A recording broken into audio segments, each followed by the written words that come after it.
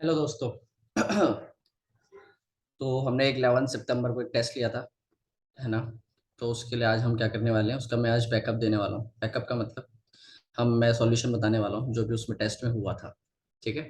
और ये जो क्वेश्चंस हैं, one of the probable questions हैं, तो मतलब इसमें से आएंगे काफ़ी सारे क्वेश्चंस, तो इंपॉर्टेंट क्वेश्चंस हैं।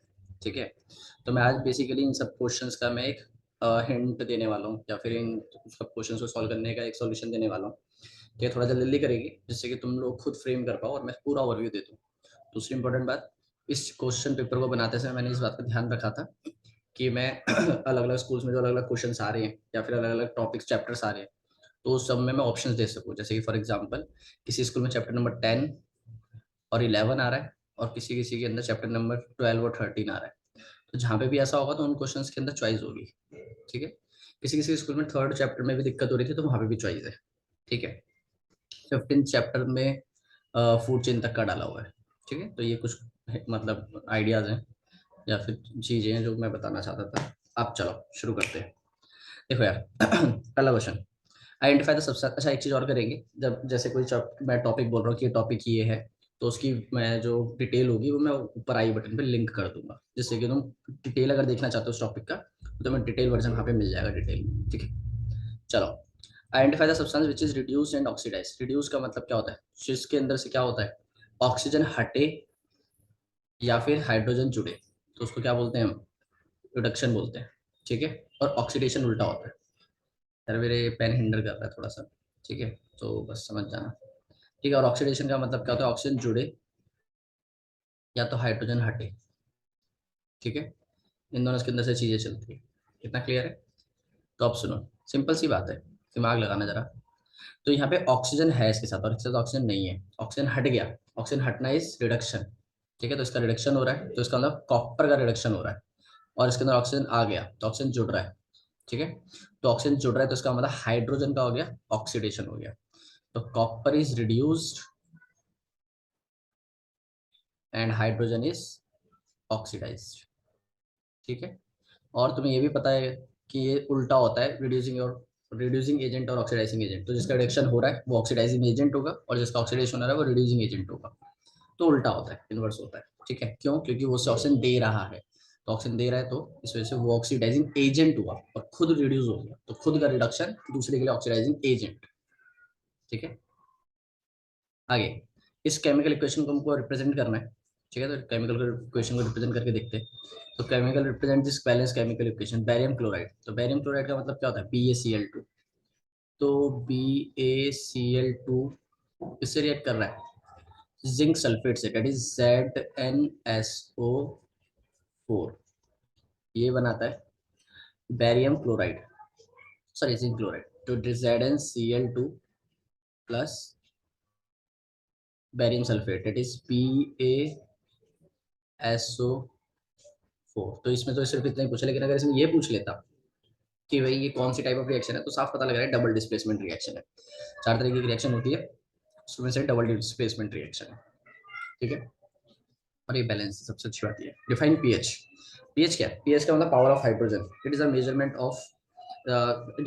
Of checking the measurement, checking the sorry, it is a measurement of checking the scale. एक तरह का स्केल है ये, तो जिससे पता लगता है पावर ऑफ हाइड्रोजन के बारे में।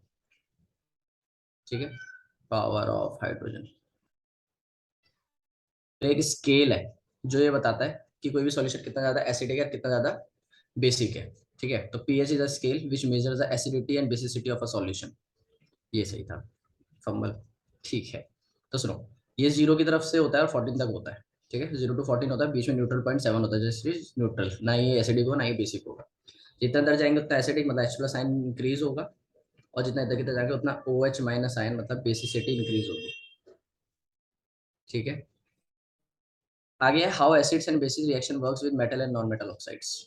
एसिड्स और बेसिस की रिएक्शंस कैसे काम करती है, acids and bases reaction with metal and non metal oxides. तो यार जो हमने पढ़ा था, एसिड प्लस बेस क्या बनाता है, न्यूट्रल सॉल्ट बनाता है ना, प्लस वाटर। ये न्यूट्रलाइजेशन रिएक्शन है। तो यार ठीक है, ये न्यूट्रलाइजेशन रिएक्शन है। फिर हमने पढ़ा था कि यार अगर हम एसिड की जगह पे ना कोई नॉन मेटल ऑक्साइड रख देते तब भी सेम काम चलता है। ठीक है, और उल्टा कर रहे हैं। तो इसका मतलब बेसिकली क्या है, मेटल और नॉन मेटल ऑक्साइड किसकी तरह काम कर रहे थे, एसिड और बेस की तरह काम कर रहे थे। ठीक है, तो ये रिएक्शन इसका मतलब किसकी तरह काम कर रही है, पीएच से पहले वाला टॉपिक है ये, पीएच बाद में आया, उसके पहले वाला टॉपिक है, अगर एनसीईआरटी देखोगे तो। ठीक है, तो एसिड्स और बेस किसकी तरह रिएक्ट कर रहे हैं, मेटल और नॉन मेटल ऑक्साइड्स की तरह रिएक्ट कर रहे हैं। ठीक है, क्योंकि हमने सीधा सीधा पढ़ा हुआ है कि अगर इसकी जगह पे आप मेटल ऑक्साइड या नॉन मेटल ऑक्साइड ऐसे डाल दोगे तो प्रोडक्ट एकदम सेम आ रहा है। तो अगर एलएचएस मतलब सॉरी आरएचएस सेम है तो एलएचएस सेम ही होगा। इसमें एक्सप्लेनेशन दी। ठीक है, इसमें और में एक और क्वेश्चन है, what happens when an acid reacts with metal hydrogen carbonate. जब भी कोई मेटल हाइड्रोजन कार्बोनेट रिएक्ट करता है किसी एसिड के साथ, तो तीन चीजें निकलती है। एक तो निकलता है सॉल्ट, और वो सॉल्ट डिपेंड करता है कि आपने यहाँ पे कौन सा मेटल लिया है, प्लस निकलेगा उसके अंदर से पानी, वाटर।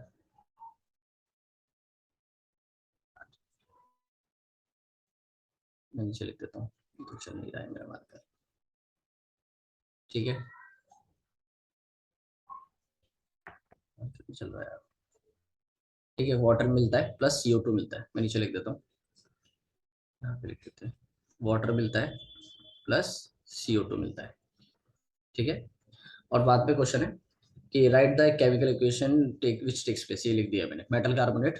ठीक है, metal carbonate plus acid, salt plus water plus CO2।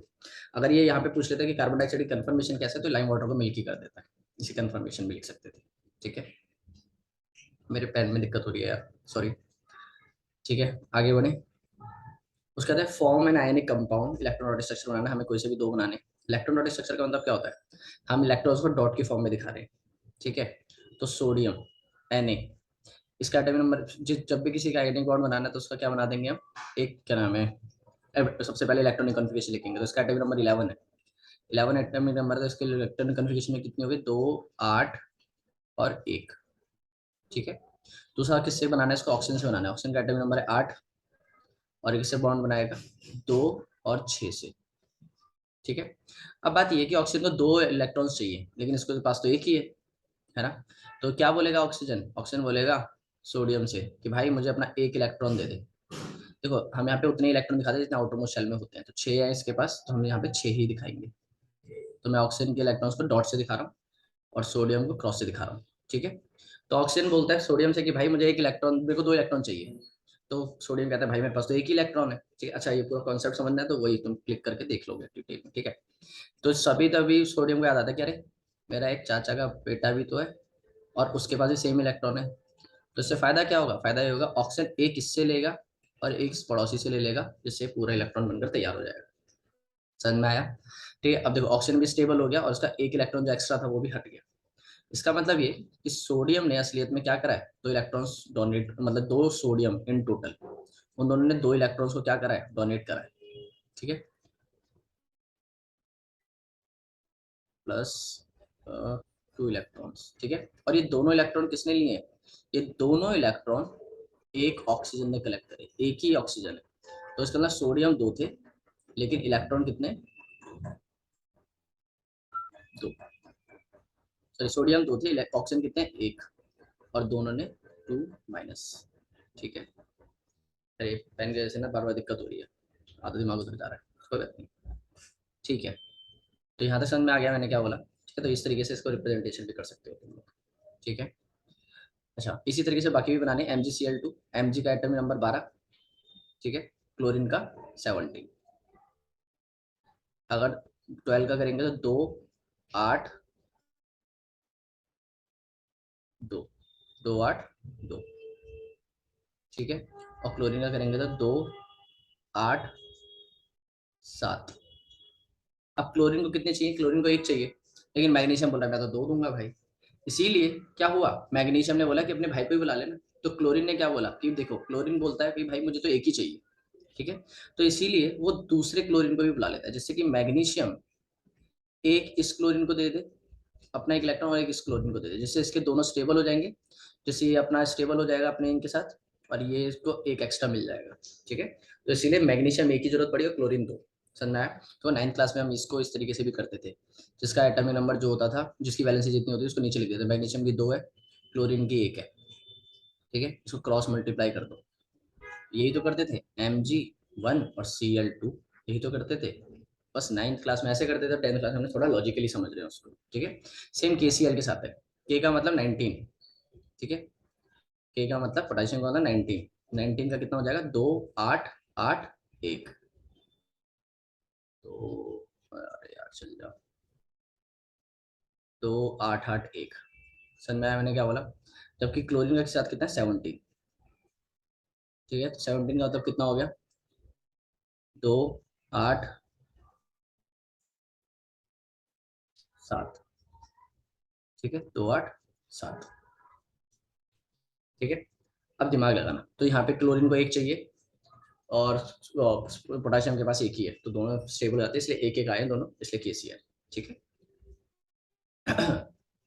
आगे बढ़ते हैं। Right the chemical formula of bleaching powder. Bleaching powder का केमिकल फॉर्मूला लिखना है हमें, that is Na2CO3 dot 10H2O। ठीक है, Na2CO3 dot 10H, sodium carbonate dot decahydrate. ठीक है, जिप्सम का क्या है CaSO4 डॉट हाफ H2O। ठीक है, calcium sulphate hemihydrate. Plaster of Paris का क्या होगा? सॉरी, यहाँ पे जिप्सम का 2 है यार। ठीक है, यहाँ पे 2 आएगा, तो calcium sulphate dihydrate, plaster of Paris में हाफ आएगा, दैट इज CaSO4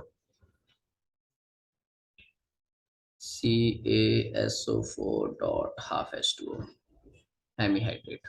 ठीक है, मेरा मार्कर नहीं चल रहा ना ये, इस वजह से दिक्कत हो रही है, सारा दिमाग उधर जा रहा है। चलो, आता क्लियर हो गया? ठीक है, इसमें ये लिखना था। आगे बढ़ते हैं। Name any 3 physical physiological processes of respiration with their products. तो बेसिकली हमको 3 प्रोसेसेस बताने, दैट इज एरोबिक, एनाएरोबिक और एरोबिक एनाएरोबिक मसल्स है, तीनों में प्रोडक्ट बताने थे। तो एरोबिक के अंदर जो प्रोडक्ट बनता है उसका नाम क्या है? एरोबिक के अंदर, एनाएरोबिक के अंदर इथेनॉल बनता है। Ethanol is C2H5OH। ठीक है, C2H5OH बनता है और साथ साथ में मेन इंपॉर्टेंट चीज दैट इज ATP बनती है। ठीक है, तो ATP के लिए काम चल रहा है। और एरोबिक के अंदर पता जो हमारी बॉडी के अंदर चलता है उसके अंदर बनते हैं तीनों मॉलिक्यूल ऑफ कार्बन डाइऑक्साइड।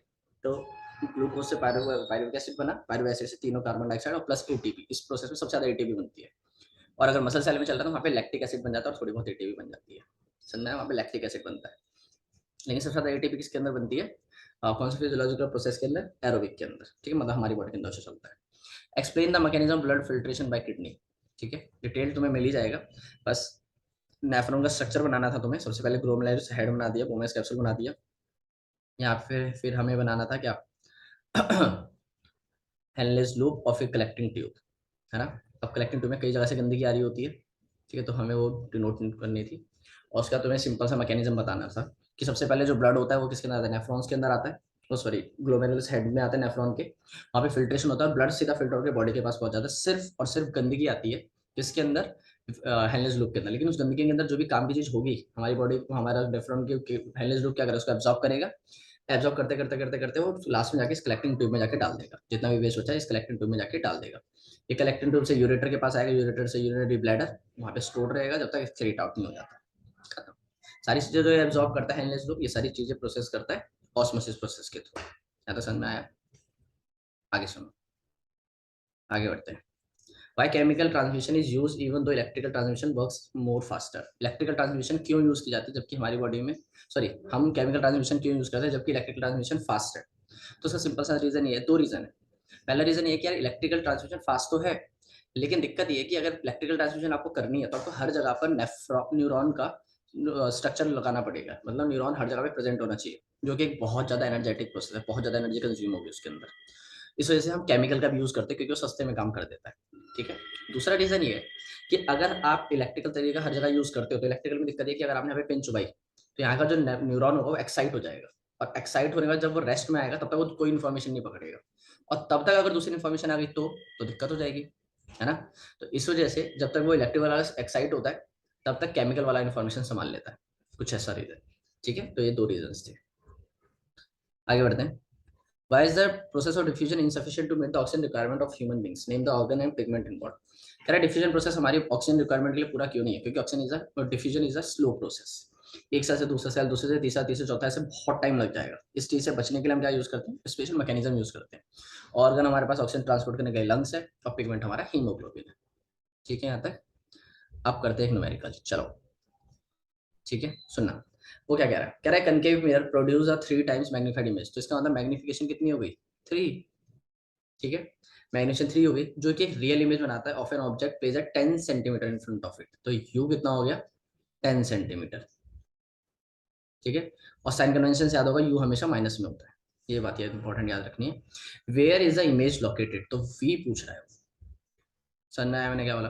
यार मैग्नीफिकेशन 3 है, सिंपल सा आंसर है बात का। मैग्नीफिकेशन अगर 3 है तो m is equal to minus v upon में यू, मिरर की बात चल रही है, कहाँ गया, मिरर की बात चल रही है, m is equal to minus v upon में यू। ठीक है, अब तो मैग्नीफिकेशन दे रखी है, यू दे रखा है यार, वी नहीं निकाल पाओगे, कितना तो आसान है। समझ में आया, 3 नंबर का नहीं है, 2 नंबर का होना चाहिए था। क्लियर, तो मैं m पता है, यू पता है, वी निकालना है, और ये याद रखना। ठीक है, और रियल इमेज के बारे में भी सोच लेना। ठीक है, आगे बढ़ते हैं। एक इलेक्ट्रिक रेफ्रिजरेटर है, 400 वाट ऑपरेट होता है 8 घंटों के लिए पर डे। ठीक है, तो पावर कितनी होगी इसकी, इलेक्ट्रिसिटी वाले कुछ चैप्टर के लिए। ठीक है, इसकी पावर कितनी होगी, 400 वाट। ठीक है, और टाइम कितना है इसका, टाइम कितनी देर के लिए लगा रहा है ये, मैं लिखूंगा थोड़ा कम क्योंकि मार्कर की दिक्कत हो रही है, और फिर मैं इस पर ध्यान दे रहा हूँ तो दिक्कत ही हो रही है, आधी चीज़ें मैं छोड़ दे रहा हूँ। ठीक है, तो what is the cost of the energy to operate it for 30 days at 3 rupees per kilowatt hour. ठीक है, तो पहले हम किलोवाट आवर में निकाल लेते हैं कि ठीक है कि एक दिन में कितना कंज्यूम करता है। तो पावर इनटू टाइम, एनर्जी का फॉर्मूला क्या होता है, पावर इनटू में टाइम। तो पावर इनटू में टाइम, इसका मतलब पी इनटू में, चल जा भाई, पी इनटू में टी। ठीक है, तो पावर कितनी थी, 400 इंटू में 8, क्योंकि 8 घंटे के लिए चलता है वो, 8 4 जा 32 100। तो बेसिकली ये किलो, ये वाट आर में आया है, और किलो वाट आर में कन्वर्ट करना है तो 3.2 किलोवाट आर हो जाएगा। समझ में आया मैंने क्या बोला। ठीक है, चल नहीं रहा यार ये किलोवाट आर हो जाएगा। अब एक दिन का 3.2 किलोवाट आर है। ठीक है, अच्छा ये वाट आर से किलोवाट आर में कैसे करा, 1000 से डिवाइड कर दिया। ठीक है, तो 1000 से डिवाइड करके किलोवाट आर आ गया। एक चीज और, किलोवाट आर का मतलब एक यूनिट होता है, मतलब हमारे घर में जो एक यूनिट बिजली, 2 यूनिट बिजली, 200 यूनिट बिजली यूज होती है, उसका मतलब उतना किलोवाट आर है। ठीक है, तो एक दिन में 3.2 किलोवाट आर बिजली यूज हो रही है। ठीक है, 30 दिनों के लिए करनी है, तो 3.2 एक दिन में अगर हो रही है, मैं यहाँ पे लिख रहा हूँ 3.2 अगर एक दिन में हो रही है तो 30 डेज के लिए कितनी होगी। समझ में आया, तो इससे आंसर आ जाएगा। ठीक है, कि 30 डेज के लिए कितनी हो रही है, 30 डेज के लिए कितनी कंजम्पशन हो रही है। इतना क्लियर है। अब इंपॉर्टेंट बात यह है कि 1 किलोवाट आर का मतलब है कितने रुपए, 3 रुपए। तो जितना भी किलोवाट आर आएगा तो 3.2 इंटू में 30 इंटू में क्या कर देंगे, 3 से मल्टीप्लाई कर देंगे, कितना कॉस्ट आ रही है, 3 3 9 90, 19 में 3.2, सिंपल आंसर आ जाएगा। जब मैं क्वेश्चन करा रहा होता तो बच्चे बोलते भैया तो मल्टीप्लाई मल्टीप्लाई मल्टीप्लाई ऐसा क्वेश्चन है। ठीक है, इसके अंदर मल्टीपल अप्लायंस भी आ सकते हैं, जैसे कि इसमें सिर्फ इलेक्ट्रिक रेफ्रिजरेटर बोला है, वो साथ में बल्ब भी बोल देगा कि बल्ब इतने घंटे के लिए चलता है, इतने, तो सबका अलग अलग निकालो, सबको ऐड ऑन कर दो तो एक दिन का आ जाएगा। सबसे पहले तुम्हें ध्यान रखना है एक दिन का, एक दिन निकालने के बाद फिर जितने दिन के लिए बोला है उसमें मल्टीप्लाई कर दो। जैसे हमने 30 डेज डायरेक्टली बोल दिया है, लेकिन कभी कभी क्या करता है वो मंथ बोल देता है, फॉर एग्जाम्पल अगस्त, तो अगस्त के लिए क्या होगा 31 डेज, सितंबर 30 डेज, तो उस तरीके से तुम्हें एडजस्ट करना पड़ेगा। समझ में आया। ठीक है, तो ये इसका आंसर था। आगे बढ़ते हैं। ठीक है यार, किसी भी दिक्कत हो रही है तो नीचे कमेंट में डाल सकते हो, मैं देख लूंगा। ठीक है, या फिर कोई ना कोई टीम का बंदा रिस्पॉन्ड कर देगा। चलो आगे देखते हैं। State any 2 reasons why there is delayed sunset and delayed early sunrise. क्यों होता है ऐसा, बिकॉज सन एटमॉस्फेयर रिफ्लेक्शन, देखो सिंपल आंसर है इसका एटमॉस्फेयर रिफ्लेक्शन। लेकिन नॉर्मली होता क्या है, इसका भी मैं लिंक कर दूंगा डिटेल अगर चाहिए, तो हमारा अर्थ कुछ इस तरीके से, और हम यहाँ तक की चीजें देख पाते हैं, डेट इज कॉल्ड होराइजन। अब होता है 2 मिनट पहले सूरज यहाँ पर होता है, लेकिन लाइट ऐसे आती है, लेकिन हम उसको कैसे देखने की कोशिश करते हैं, सीधे स्ट्रेट पाथ में, और स्ट्रेट पाथ के चक्कर में हमें सूरज यहाँ पे दिखाई देता है होराइजन से ऊपर, तो हमें 2 मिनट पहले ही दिखाई देने लग जाता है। एटमॉस्फेयर रिफ्लेक्शन की लाइट बैंड होकर ऐसे में आती है, तो बैंड हुई और फिर ऐसे में आई। ठीक है, सेम सनसेट के टाइम पर होता है, सनसेट हो चुका है, लाइट ऐसे आती है, लेकिन हम उसको कैसे देखते हैं, स्ट्रेट पाथ में, और इसलिए हमें सूरज ऊपर दिखाई देता है। तो 2 मिनट पहले और 2 मिनट बाद तक दिखाई देता है, इसके बाद 4 मिनट का अंतर आता है। ठीक है, वाई स्टार्स ट्विंकल और प्लैनेट्स डू नॉट। दूसरा क्वेश्चन, यार स्टार्स इसलिए प्लैनेट करते हो, पॉइंट ऑफ लाइट सोर्स है, मतलब पॉइंट सोर्स ऑफ लाइट है। पॉइंट सोर्स का मतलब बहुत दूर एक पॉइंट है जिसमें से लाइट आ रही है, या तो लाइट आएगी या तो नहीं आएगी, या तो आएगी या तो नहीं आएगी, इसलिए वो ट्विंकल करते दिखाई देते हैं। आती है तो ब्राइट, नहीं आती है तो फेंटेड, आती है तो ब्राइट, नहीं आती तो फेंटेड। प्लैनेट के साथ दूसरा है, वो ग्रुप ऑफ पॉइंट सोर्स है। उसमें से क्या होता है, हजारों पॉइंट एक साथ है, उसमें से एक पॉइंट नहीं दे रहा, बाकी 999 तो देंगे। वो बंद हुआ, दूसरा वाला जला तो एक बंद हो गया, बाकी 999 उसमें से कॉन्स्टेंटली लाइट आती रहती है, इसलिए हमेशा प्लैनेट दिखाई देते हैं। अब ये मतलब सोचो ना, बाहर निकले तो प्लैनेट तो दिखाई नहीं दे रहे, प्लैनेट मतलब ट्विंकल नहीं करते बेसिकली। ठीक है, तो वो दिखाई देंगे नहीं दिखाई देंगे, ऐसा कुछ। ठीक है, why sky appears black to an astronaut, simple सा रीजन, लाइट हमें तभी दिखाई देती है जब वो स्कैटर करती है। ठीक है, तो अब स्पेस के अंदर कोई पार्टिकल ही नहीं लाइट को स्कैटर करने के लिए, इसलिए वहां पे पूरे में अंधेरा है। ठीक है, तो इसीलिए अब जैसे हम अर्थ एटमोसफेयर के सरफेस के ऊपर जाते हैं, वहां पे भी एटमोसफेयर का कोई पार्टिकल नहीं है, तो इसलिए लाइट वहां तक आते आते किसी स्कैटर नहीं होती। हमारे इन्वायरमेंट में आके स्कैटर इसलिए होती है क्योंकि यहाँ पे हजारों लाखों करोड़ों पार्टिकल्स हैं। तो लाइट हम एस्ट्रोनॉट को स्काई ब्लैक इसलिए दिखाई देता है जब वो एक सरफेस के ऊपर चले जाते हैं और वहां पे लाइट को स्कैटर करने के लिए कोई पार्टिकल नहीं है, ये रीजन। फिर आती है बात राइट हैंड थंब रूल की। राइट हैंड थंब रूल क्या होता है, देखो यार, राइट, ये चैप्टर नंबर 13 है। ठीक है, राइट हैंड थंब रूल का मतलब है कि जो लाइट है सॉरी लाइट कह रहा हूँ, मान लो फॉर एग्जांपल एक वायर है, स्ट्रेट करंट का कंडक्टर है, ठीक है, इसमें से करंट जा रहा है, तो राइट हैंड थंब रूल ये कहता है जिधर करंट जा रहा है उधर थंब रखो और फिंगर्स को नॉर्मल कर्ल करो। अब ऐसे नॉर्मल पीछे तो होगा नहीं, नॉर्मल इधर होगा, तो जिधर करंट जा रहा है उधर थंब रख दो और फिंगर्स को नॉर्मल कर्ल करो, तो इधर की तरफ मैग्नेटिक फील्ड आ जाएगी। समझ में आ रहा है मैं क्या बोल रहा हूँ? ठीक है, तो राइट हैंड थंब रूल ये कहता है। राइट हैंड थंब रूल कई सारे नामों से जाना जाता है। ठीक है, swimming rule, ampere circular rule, तो बहुत सारे नाम है इसके। लेकिन स्क्रू रूल हो गया फॉर एग्जाम्पल, स्क्रू का मतलब स्क्रू को जब टाइट करते हैं तो राइट हैंड की तरफ मोड़ते हैं, ऐसा कुछ। ठीक है, तो उस तरीके से डिफाइन किया जाता है। Fleming's left hand rule, simple सा लॉजिक है। फ्लेमिंग्स लेफ्ट हैंड रूल क्या कहते हैं, देखो हमारे पास 3 फिंगर है, चलो एक बार बड़ी स्क्रीन पे आ रहा था। ठीक है, तो पहले राइट हैंड थंब रूल समझ लो। ठीक है, तो राइट हैंड थंब रूल, इधर करंट जा रहा है तो ये रहा मेरा थंब, तो इधर थंब रखो, फिंगर्स को नॉर्मल कर करो, तो जिधर की तरफ फिंगर्स आएगी उधर क्या होगा, मैग्नेटिक, वो क्या नाम, मैग्नेटिक फील्ड बनेगी। फ्लेमिंग्स लेफ्ट हैंड रूल क्या कहता है, तो सुनो, फ्लेमिंग्स लेफ्ट हैंड रूल में ये है। ठीक है, फोर्स, मैग्नेटिक फील्ड और करंट। ठीक है, शॉर्ट फॉर्म याद करने का तरीका क्या, फादर मदर चाइल्ड।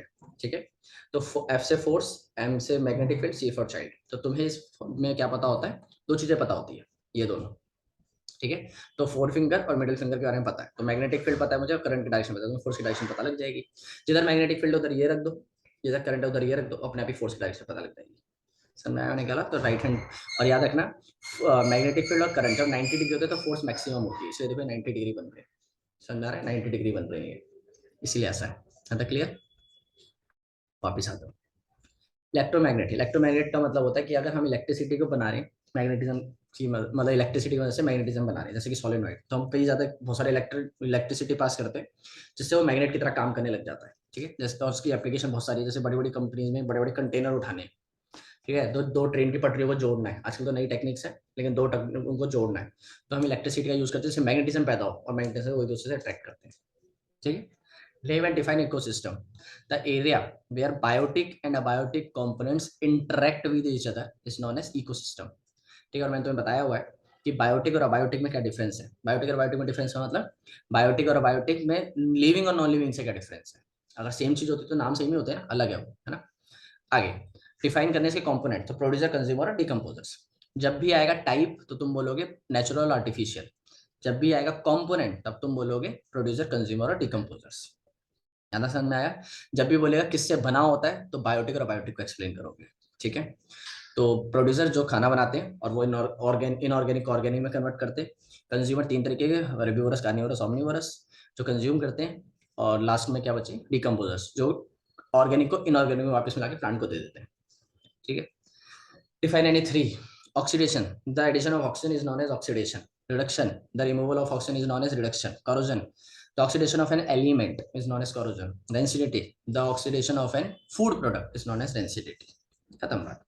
अब देखो जो भी क्वेश्चन है वो सारे PYQs है ज्यादातर। ठीक है, right chemical formula for the reaction that occurs when an iron nail is put inside copper sulphate. तो सिंपल से रिएक्शन है यार। Fe को आप क्या करो, Fe को आपने क्या करा, आयरन नेल को मतलब Fe। ठीक है, आपने Fe को उठाकर किस में डाल दिया, कॉपर सल्फेट में डाल दिया, CuSO4। तो क्या होगा, ये इसको रिप्लेस कर देगा, है ना, तो ये बन जाएगा FeSO4। अब FeSO4 बनने की वजह से क्या होगा, उसका कलर में चेंज आ जाएगा। समझ में आया, चल नहीं रहा है मेरा मार्कर यार। ठीक है, लेकिन आप समझ जाना यार। और ये किसका एग्जाम्पल हो गया, डिस्प्लेसमेंट का एग्जाम्पल हो गया। समझ में आया मैं क्या बोल रहा हूँ। ठीक है, तो ये रिएक्शन इसकी ये रही, पक्का। आगे देखो, what is chloro alkali process. Chloro alkali process is the process जिसके अंदर क्या होता है, हम क्लोरीन यूज करते हैं और एल्कलीन बनता है। तो हम, तुम्हें याद होगा ब्राइन सॉल्यूशन। ब्राइन सॉल्यूशन क्या है, तो सिंपल सी reaction NaCl, NaCl plus water in presence of electricity, in presence of electricity. तो इस अभी तक जो मैंने लिखा है ये है ब्राइन सॉल्यूशन। लेकिन इससे क्या बनता है, इससे तीन चीजें बनती है, that is NaOH, sodium hydroxide या फिर caustic soda, plus chlorine, plus hydrogen. ठीक है, तो इस रिएक्शन को अगर तुम देखोगे तो इसके अंदर क्लोरीन भी बन रहा है और sodium iodide that is base भी बन रहा है। बेस मतलब जो पानी में घुल जाता है, दैट इज एल्कलाई। तो एल्कलाई बन रहा है, क्लोरीन बन रहा है, तो इस पूरी रिएक्शन का नाम दे दिया क्लोरो एल्कलाई प्रोसेस। तो पूरी रिएक्शन लिखनी थी तुमने। Right the chemical reaction taking place in the form of a balance equation. ये बैलेंस इक्वेशन मैंने सामने लिख भी दी है। ज्यादा क्लियर है, बैलेंस करना होगा तो यहाँ पे तुम्हें 2 वगैरह लगाने पड़ेंगे, वो बैलेंस हो जाएगा। ठीक है, आगे देखते हैं। Compare in tabular form the reactivity of the following. Tabular मतलब टेबल की फॉर्म में, ऐसे टेबल बनानी थी। ठीक है, compare tabular form reactivity of the following metals with cold and hot water. देखो यार, कोल्ड और हॉट वाटर से रिएक्शन करानी है। ठीक है, तो हमारे पास 3 तरीके के पानी होते हैं, कोल्ड, हॉट और स्टीम। स्टीम सबसे ज्यादा गर्म होता है, और जो स्टीम से रिएक्ट कर रहा है, जो कोल्ड से रिएक्ट कर रहा है वो बहुत ज्यादा रिएक्टिव है, क्योंकि कोल्ड से रिएक्ट करना बहुत बड़ी बात है, और वो उससे भी रिएक्ट कर रहा है, जैसे कि सोडियम। तो सोडियम कोल्ड वाटर से रिएक्ट करता है। दूसरी बात, कैल्शियम रिएक्ट करता है कि नहीं करता, बिल्कुल करता है। लेकिन सोडियम जो है कोल्ड वाटर से रिएक्ट करने का हीट भी प्रोड्यूस करता है, आग पकड़ लेता है, लेकिन कैल्शियम नहीं पकड़ता। तो सोडियम सबसे ज्यादा रिएक्टिव हो गया, कैल्शियम उससे कम हो गया। लेकिन मैग्नीशियम कोल्ड वाटर से रिएक्ट नहीं करता, तो वो उससे भी कम हो गया। समझ में आया। तो सोडियम कोल्ड वाटर से भी रिएक्ट कर रहा है, तो सबसे ज्यादा रिएक्टिव, ऊपर से आग भी पकड़ रहा है। कैल्शियम कोल्ड वाटर से रिएक्ट तो करता है, लेकिन आग नहीं पकड़ता है। और मैग्नीशियम कोल्ड वाटर से रिएक्ट नहीं करता। तो इसका मतलब सोडियम सबसे ज्यादा रिएक्टिव, कैल्शियम उससे कम, मैग्नीशियम सबसे कम। Clear. Explain how does the exchange of gases occurring plants across the surface of stem, root and leaves. ठीक है, तो explain how does the exchange of gases occurring plants across the surface of stem, root and leaf. चलो देखते हैं। हम exchange of gases की बात कर रहे हैं सरफेस ऑफ स्टेम, रूट और लीफ के थ्रू। स्टेम के थ्रू बात करते हैं। तो यार स्टेम जब छोटा होता है ना प्लांट, तो उसकी स्टेम के थ्रू गैस एक्सचेंज चल जाता है। ठीक है, क्योंकि वो छोटा होता है तो ग्रीन कलर का होता है, उसके पास स्टोमेटा होते हैं। लेकिन जब वो बड़ा हो जाता है तो उसकी बार में छोटे छोटे होल्स होते हैं। हमारे लेवल का नहीं है वो, हमारे लेवल से थोड़ा सा ऊपर है, उसको कहते हैं लेंटिसेल। लेकिन प्लांट जब छोटा होगा तभी वो गैस एक्सचेंज कर सकता है अपने सरफेस के थ्रू। रूट कोई एक्सचेंज नहीं करता है। ठीक है, लीफ के पास स्टोमेटा है गैस एक्सचेंज करने के लिए, और स्टोमेटा का मैकेनिज्म तुम्हें पता होना चाहिए। ठीक है, तो उसके पास गार्ड सेल्स है, पानी आता है तो गार्ड सेल्स स्वेल कर जाते हैं और ओपन हो जाते हैं, पानी चल जाता है तो गार्ड सेल्स श्रिंक कर जाते हैं, बंद हो जाते हैं। ये मैकेनिज्म चलता रहता है। ठीक है, आगे बढ़ते हैं। What is translocation. देखो इस क्वेश्चन में सबसे ज्यादा दिक्कत हो रही थी बच्चों को। ठीक है, देखो ट्रांसलोकेशन का मतलब ही क्या है। ट्रांस का मतलब चेंज और लोकेशन का मतलब पोजीशन। तो पोजीशन में चेंज आना, सिंपल सा लॉजिक है यार। खाना जहां बन रहा है, ठीक है, मान लो फॉर एग्जांपल एक प्लांट है, ठीक है, इसमें एक लीफ है। ठीक है, यहाँ पे खाना बन रहा है, तो ये सोर्स हो गया। जहाँ पे खाना बनता है उसको क्या कहते हैं, सोर्स। और जहाँ पे खाना यूज होना है, मान लो ये है, तो उसको बोलते हैं सिंक। तो सोर्स और सिंक। ठीक है, तो खाना कहाँ से कहाँ मूव करेगा, सोर्स से सिंक की तरफ मूव करेगा। तो सोर्स से सिंक की तरफ मूव कर रहा है तो खाना ट्रांसलोकेशन कहलाता है। अब बात ये है, ट्रांसलोकेशन ना एक ऐसा प्रोसेस है जिसमें एनर्जी यूज होती है। मतलब प्लांट खाना पचाने के लिए एनर्जी कंज्यूम करता है, एनर्जी का कंजम्पशन करता है। ठीक है, जाइलम में ऐसा नहीं होता, जाइलम पानी पचाता है फ्री में, लेकिन ये खाना पचाता है पैसों में, मतलब एटीपी लेता है। अब तुम बोलोगे एटीपी के लिए तो खाना पचाया जा रहा था, फिर वो वापस ले लेगा। तो बेसिक सी बात ये है कि अगर 10 एटीपी खाना पचा रहा है तो 2-4 एटीपी चार्ज करेगा, ऐसा कुछ। क्यों एसेंशियल है, क्योंकि फूड ट्रांसपोर्टेशन में मदद करता है और एक जगह से दूसरी जगह पे खाना पचाता है। ठीक है, where do the substance in plant reach as a result of translocation. कहाँ पर से, सिंक के पास, जहाँ पे जरूरत होती है। और अल्टीमेटली जब खाना सब जगह पे यूज हो जाता है तो रूट्स में स्टोर कर लेते हैं अपने फ्यूचर के लिए, ताकि बाद में दिक्कत ना हो। क्लियर है। Name the hormone secreted by following endocrine glands and specify one function. Thyroid gland thyroxine hormone release करता है जो मेटाबॉलिज्म में मदद करता है।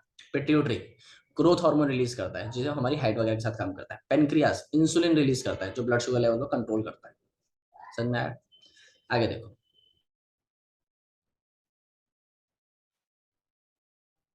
To reactions are given below. दो नीचे 2 रिएक्शंस लिखी हुई है। ठीक है, KiCl2 KCl प्लस I2। ठीक है, identify the type of reaction giving justification in each case.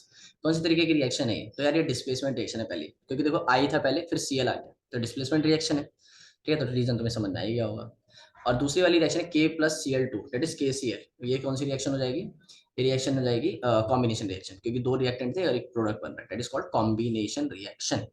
ठीक है, आगे देखो, state the laws of refraction of light. Refraction, पहला law, incident ray, refracted ray, normal line, तीनों सेम प्लेन में lie करती है। क्लियर। दूसरी बात, दूसरा लॉ कि जो एंगल ऑफ इंसिडेंस होता है और एंगल ऑफ रिफ्रैक्शन होता है वो देखो बराबर तो होगा नहीं, क्योंकि लाइट बेंड करती है।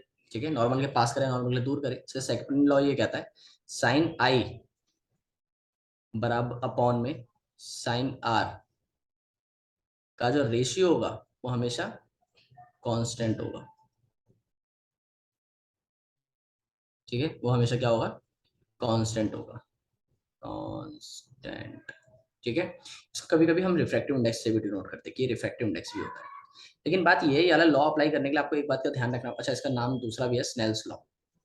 ठीक है, Snell's, SNELL S, Snell's law.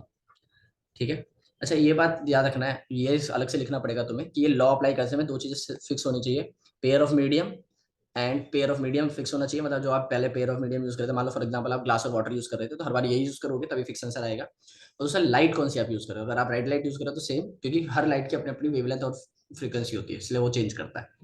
Given expression to relate the absolute refractive index to a medium with glass. देखो एब्सोल्यूट वर्ड जहां पे आ जाता है तो मीडियम वन क्या हो जाता है, एयर या वैक्यूम। तो सिंपल सा रीजन है ना, एब्सोल्यूट रिफ्रैक्टिव इंडेक्स की बात चल रही है, ARI। ठीक है, एब्सोल्यूट रिफ्रैक्टिव इंडेक्स की बात चल रही है। तो इसका मतलब मीडियम वन क्या हो गया, एयर या वैक्यूम हो गया। और एयर वैक्यूम की स्पीड ऑफ लाइट को सी से डिनोट करते हैं, अपॉन में speed of light in class हो गई। ठीक है, तो उसको वी लिख दो या फिर सिंपल मैं लिख देता हूँ वेलोसिटी इन क्लास। खत्म बात, ये हो गया एक्सप्रेशन। समझ में आया।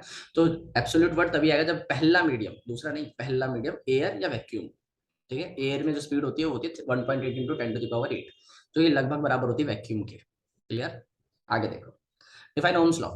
Ohm's law states that, simple सा मतलब है, तो हमारे पास दो चीजें आ गई थी। मतलब ये चैप्टर, तुम चैप्टर पढ़ो तो तुम्हें समझ में आएगा कि हमारे पास दो चीजें थी, पोटेंशियल और करंट, इन दोनों को लिंक करना था। तो इसको लिंक करने के लिए ओम्स लॉ आया। ठीक है, तो ओम्स लॉ ये कहता है कि potential difference directly proportional to electric current at constant temperature, ये लिखना जरूरी है। ठीक है, तो तुम ये लिखोगे V is directly proportional to I। ठीक है, और इसका एक्सप्रेशन निकल कर आता है V is equal to IR। V is equal to, marker की दिक्कत हो रही है, IR। ठीक है, तो ये एक्सप्रेशन ओम्स लॉ है। ठीक है, दूसरा है on which factors resistance depend. ये आर क्या है, ये रेजिस्टेंस है, वहां पे डिटेल में जब पढ़ेंगे तब समझ में आ जाएगा। ठीक है, और ये कौन से फैक्टर्स पे डिपेंड करता है, ये डिपेंड करता है चार चीजों पर। सबसे पहला रेजिस्टेंस डिपेंड करता है लेंथ ऑफ द वायर, जितना directly on the length of the wire, जितना लंबा वायर होगा रेजिस्टेंस उतनी ज्यादा होगी। इनवर्सली प्रोपोर्शनल होता है cross section area of the wire, जितना वायर थिक होगा, मोटा होगा, ये वाला एरिया गोल, ठीक है, उतना रेजिस्टेंस कम होगा, इनवर्सली है क्योंकि। दूसरा, उस मतलब पहला directly length of the wire, inversely on the cross section area of the wire. Third जो पॉइंट है वो है नेचर ऑफ मटेरियल, कि नेचर कैसा है, कौन सा वायर आप यूज कर, कॉपर, स्टील वगैरह वगैरह कौन सा यूज कर रहे हो। और फोर्थ होता है टेम्परेचर। ठीक है, तो इन चार चीजों पे डिपेंड करता है रेजिस्टेंस। फिर बात आती है draw ray diagram to show hypermetropia defect. तो देखो यार, हाइपरमेट्रोपिया, बड़ा नाम बड़ी चीज दिखाता है लेकिन होता छोटी चीजों की वजह से। बड़ा नाम बड़ी चीज दिखाता है लेकिन होता छोटी चीजों की वजह से। छोटी चीज का मतलब या तो आपकी आई बॉल छोटी हो गई है, या आई लेंस क्या होता है, पतला हो गया, थिक हो गया, जिसकी वजह से जो वो इमेज है वो रेटिना से भी दूर बनने लग जाती है। इसलिए मैं ये चाहता हूँ कि इमेज थोड़ा पहले बन जाए, तो हम कन्वेक्स यूज करते हैं, है ना। और कन्वेक्स का वही वाला डायग्राम बनाना था, क्योंकि डिफेक्ट वाला डायग्राम बनाना था करेक्ट करके। तो तुम्हें दो डायग्राम नहीं बनाने थे, करेक्ट का भी नहीं बनाना था और अफेक्टेड भी नहीं बनाना था, तुम्हें करेक्ट करते हुए बनाना था, डेट इज कन्वेक्स वाला जो केस है वो वाला बनाना था। फिर आगे कन्वेक्स लेंस दिखाओ और फिर लाइट को उसी हिसाब से थोड़ा सा बेंड करो, सॉरी बेंड करो, और फिर अंदर जो आई लेंस है वो थोड़ा और बेंड करके सीधा रेटिना पर इमेज बनाएगा। ठीक है, ये बनाना था। आगे बात करते हैं why magnetic lines never intersect. इसका सिंपल सा डेफिनेशन है, ये पॉइंट की तरह भी आता है और क्वेश्चन की तरह भी आता है। तो why magnetic line never intersect, they do not intersect because if they intersect, दिमाग लगाना, if they intersect then there will be two directions at a point। जब जो मैं टॉपिक पढ़ोगे तब डिटेल में समझ में आ जाएगा, मैं लिंक कर दूंगा लेकिन फिर भी। ठीक है, तो मैग्नेटिक फील्ड लाइंस कभी इंटरसेक्ट क्यों नहीं करती, मैग्नेटिक लाइंस अगर इंटरसेक्ट करेंगी तो एक ही पॉइंट पर एक साथ दो डायरेक्शन हो जाएगी, जो कि इम्पॉसिबल है मैग्नेटिक कंपास के लिए दिखाना, क्योंकि मैग्नेटिक कंपास का एक ही निडल होती है। तो हम ऐसा मानते थे वो इंटरसेक्ट हो रहा है नहीं हो रहा वो बात अलग है, लेकिन हम ऐसा मानते हैं कि वो इंटरसेक्ट नहीं करेगी। तो सिंपल सी डेफिनेशन ये है, magnetic field lines do not intersect because if they intersect there will be two directions at a point and it will be impossible for a magnetic compass to show two directions together और simultaneously. Clear? आगे बढ़ते हैं। फिर बात आती है, sorry, फिर बात आती है डेफिनेशंस की। ये एक एक नंबर की डेफिनेशंस थी चार मुझके, क्योंकि मार्क्स ज्यादा हो रहे थे वरना। क्या तो तुम्हें सिंपल सिंपल डिफाइन करना था, करो जरा। पहले ऊपर भी बता दिया, अच्छा ये रिपीट हो गया यार, सॉरी। चलो, कोरोजन का मतलब क्या था? Oxidation of an element. Water crystallisation, the minimum amount of water molecule required to make a crystal. ठीक है, जैसे कि CuSO4.5H2, तो 5 है उसके अंदर। ठीक है। Haemodialysis, artificial method of filtration of blood instead of kidney.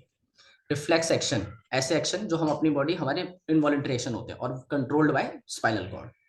Solenoid, a coil having n number of turns, n मतलब बहुत सारे, n number of turns of insulated copper wire. ठीक है, which acts as specially a bar magnet. जो solenoid electricity से बनाई जाती है, वायर रोल कर करके, लेकिन वो एक्ट किसकी तरह करता है? बार मैग्नेट की तरह। इकोसिस्टम बता दिया। ठीक है। अच्छा, मेरे क्वेश्चन रिपीट हो गए यार, मैंने ध्यान नहीं दिया, कोई बात नहीं। इकोसिस्टम, इकोसिस्टम का मतलब क्या हो गया? इकोसिस्टम का मतलब क्या? The area where biotic and abiotic factors interact with each other. Ohm's law, same. Current is direct proportional to potential difference at constant temperature. Roasting, अच्छा इसमें बच्चों को बहुत ज्यादा कंफ्यूजन होती है, रोस्टिंग क्या होता है? तो भाई रोस्टिंग हमने पढ़ा था, roasting and calcination, chapter number 3। आधे बंदे बोल रहे कि यूट्यूब वाला रोस्टिंग। ऐसा नहीं है भाई। रोस्टिंग जिसमें हम क्या करते हैं, हम सल्फाइड ओर को ऑक्साइड ओर में कन्वर्ट करने की कोशिश करते हैं। सल्फाइड ओर को ऑक्साइड ओर में कन्वर्ट करते हैं। और कैसे करते हैं? इन प्रेजेंस ऑफ हीट के साथ, इन प्रेजेंस ऑफ क्या नाम है, एक्सेस एयर। एक्सेस एयर दी जाती है, जितनी एयर चाहिए उतनी दी जाती है। कैल्सिनेशन में उल्टा है, उसमें हीट करते हैं लेकिन लिमिटेड एयर के साथ, और उसमें कार्बोनेट ओर को कन्वर्ट करते हैं ऑक्साइड ओर में। ठीक है। न्यूरोमस्कुलर जंक्शन, एक ऐसी जगह जहाँ पे न्यूरॉन और मसल्स का कॉन्टैक्ट बनता है, और हमारी न्यूरॉन मसल को इन्फॉर्मेशन देती है, मसल से इन्फॉर्मेशन लेती है कि आगे इन्फॉर्मेशन कैसे प्रोसेस करनी। तो अगर मैं कुछ सोच रहा हूँ यहाँ पर उंगली मूव करने के लिए, तो यहाँ पे मेरा न्यूरॉन लेकर गया होगा इन्फॉर्मेशन, न्यूरॉन ने मसल को दी होगी, तो मसल और न्यूरॉन का जो नेटवर्क है, that is called neuromuscular junction. समझ में आया? पावर, देखो पावर जो चैप्टर है ना, वो पावर जो डेफिनेशन है वो उसमें भी है, इलेक्ट्रिसिटी में भी, इसलिए साफ साफ लिखा था लाइट चैप्टर के अकॉर्डिंग बतानी है। तो inverse of focal length 1/f is equal to power. ठीक है। तो पावर की डेफिनेशन ये थी। ठीक है, और फोकल लेंथ हमेशा मीटर में होनी चाहिए। ठीक है। अब देखो यार, डिफ्रैक्शन ना, डिफ्रैक्शन टर्म नहीं था यहाँ पे, डिस्पर्जन था। छोटी सी दिक्कत ये हो गई थी। अब मैंने डिफ्रैक्शन क्यों लिख दिया था तुम बोलोगे, तो यार वो इसलिए लिख दिया था क्योंकि एक बच्चे ने क्वेश्चन पूछा था। ठीक है। तो उस टाइम मेरे दिमाग में, जब मैं क्वेश्चन पेपर बना रहा था, तो मेरे दिमाग में डिस्फ्रैक्शन ही चल रहा था। ठीक है। तो डिफ्रैक्शन का मतलब भी बता देता हूँ कि एक किसी एज पर लाइट पड़ती है और वहां से लाइट फैल जाती है। ठीक है। तो उस प्रोसेस को क्या कहते हैं? डिफ्रैक्शन कहते हैं, लेकिन हमारे सिलेबस का नहीं है। डिस्पर्जन है। डिस्पर्जन का मतलब होता है the scattering of white light into 7 colours, chapter number 11 का। जब व्हाइट लाइट 7 रंगों में टूटती है, that is called dispersion. Clear? Last है सिंगल सर्कुलेशन। ऐसा फिशेज में होता है सिंगल सर्कुलेशन, मतलब जब पूरे मैकेनिज्म में हार्ट की जरूरत ब्लड को पंप करने के लिए एक बार पड़े, और वो भी कब? जब उल्टा मत करना, जब ब्लड बॉडी से खींचना होता है तब हार्ट की जरूरत पड़ती है। गिल्स अपने आप ही बॉडी के पास भेज देते हैं। हमारी बॉडी में क्या चलता है? डबल सर्कुलेशन, क्योंकि हमारी बॉडी में जब बॉडी के पास जाता है तब भी हार्ट के थ्रू जाता है, और बॉडी से आता है तब भी हार्ट के थ्रू ही आता है। क्लियर? हम हैं डबल सर्कुलेशन वाले। अच्छा ठीक है। अब देखो यार, ये जो क्वेश्चन पेपर तुम्हें मिलेगा ना, मतलब मैं ये जो भेज दूंगा तुम लोगों को ये, है ना, तो तुमने ये देखा होगा लास्ट में, इसमें ये लिखा होगा ऑल सॉल्यूशन। ठीक है। इस पर अगर क्लिक करोगे तो अभी तक मैंने जितने भी टेस्ट लिए हैं, अब से मैं जो टेस्ट लूंगा, अभी तक मैंने सोचा नहीं था, अब से मैं जो भी सोचूंगा वो तुम्हें यहाँ पे सारे सॉल्यूशन विद लिंक या फिर वीडियो जैसे मैं बना रहा हूँ, इसका लिंक वहाँ पे मिल जाया करेगा तुम्हें। तो जो भी टेस्ट होगा उसका क्वेश्चन पेपर और आंसर शीट वहाँ पे मिल जाया करेगी। ठीक है। ये लिंक सेव रहेगा, तो तुम इस लिंक को तुम सेव भी कर सकते हो, मतलब इस पर क्लिक करने के बाद जो भी लिंक ओपन होगा उसको तुम सेव भी कर सकते हो और अपने आप काम भी कर सकते हो। ठीक है। जैसे कि ये लिंक अगर खोल ओपन होगा तो कुछ इस तरीके से ओपन होगा। ठीक है। तो यहाँ पे पीडीएफ मिल जाएगी तुम लोगों को। ठीक। और यहाँ पे मैंने लिखा था अपडेटिंग ऑन 12 सितंबर, लेकिन हाँ वो हो नहीं पाया, सॉरी। ठीक है। तो ये सारी डिटेल्स तुम्हें ऐसे मिल जाया करेंगी यहाँ पर। ठीक है। उसका तुम्हें कोई भी साइट पे कोई भी चीज़ चाहिए तो यहाँ पे मेरी वेबसाइट है himanshuawasthi.com, यहाँ पे क्लिक करोगे तो वहाँ से मिल जाएगा। ठीक है। तो बाकी सारी डिटेल्स है। अगर अभी भी किसी भी क्वेश्चन में डाउट है, कोई दिक्कत नहीं है, क्वेश्चन नंबर सी कमेंट में डाल दो, मैं या मेरी कोई टीम का बंदा हम रिस्पॉन्ड कर देंगे। ठीक है। उसके बाद कोई भी दिक्कत होगी तो बता देना। ठीक है। अच्छा बाकी कोई भी डिटेल आ रही होगी तो उसका मैं लिंक कर दूंगा, अभी नहीं होगा तो मतलब धीरे धीरे वीडियो जैसे जैसे 1-2 दिन होंगे साथ साथ में लिंक करते हुए जाऊंगा, क्योंकि एक साथ सारी चीज़ें वीडियो लिंक करना दिक्कत हो जाती है। ठीक है। तो लेकिन वो सारी लिंक हो जाएगी। ठीक है। अच्छा, एक इंपॉर्टेंट चीज़ ये बतानी थी मुझे कि आपसे एमसीक्यू बेस्ड क्वेश्चन स्टार्ट हो रहे हैं, एमसीक्यू बेस्ड टेस्ट हो रहे हैं, तो मैंने अभी जो लिंक ओपन करा था शायद मैं उसके अंदर भी लिंक पेस्ट कर दिया करूँगा, लेकिन वो हाइड हो जाते थोड़े दिन बाद, तो दिक्कत ये है बस। तो इसलिए वो MCQ based test series start हो रही है। तो वो करना जरूरी है, क्योंकि तुम्हारे स्कूल में लगभग 40% ऑफ द एमसीक्यूज आएंगे। ठीक है, तो 40% एमसीक्यूज बहुत ज़्यादा मायने रखते हैं। ठीक है, तो अगर मान लो फॉर एग्जाम्पल 80 नंबर का पेपर हो रहा है, ठीक है, एग्जाम्पल ले रहा हूँ मैं, चलो 100 का ही ले लेते हैं हम समझने के लिए, तो 40 मार्क्स के एमसीक्यू आएंगे। ठीक है, तो हमारे पास पहले से पूरी टेस्ट सीरीज है। ठीक है, 1200-1300 क्वेश्चन की, लेकिन अभी उसकी जरूरत नहीं है।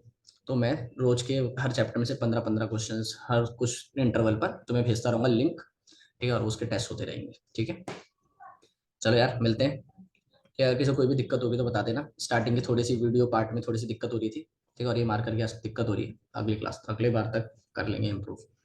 ठीक है, चलो, अगर किसी को कोई दिक्कत भी होगी तो बोल देना यार। ठीक है, मिलते हैं, शेयर कर देना जो मतलब जो तुम्हारे दोस्त वगैरह हैं, ताकि उनको इसके सॉल्यूशन सही से मिल जाए। और बाकी कोई भी अगर डिटेल्ड आंसर चाहिए होगा तब भी बता देना, कि अगली टेस्ट जब अगला मैं सॉल्व करूँ तो उसमें मैं डिटेल्ड आंसर लिखूंगी नहीं, मतलब जैसे मैंने आज ज़्यादातर ओवरव्यू दिया है।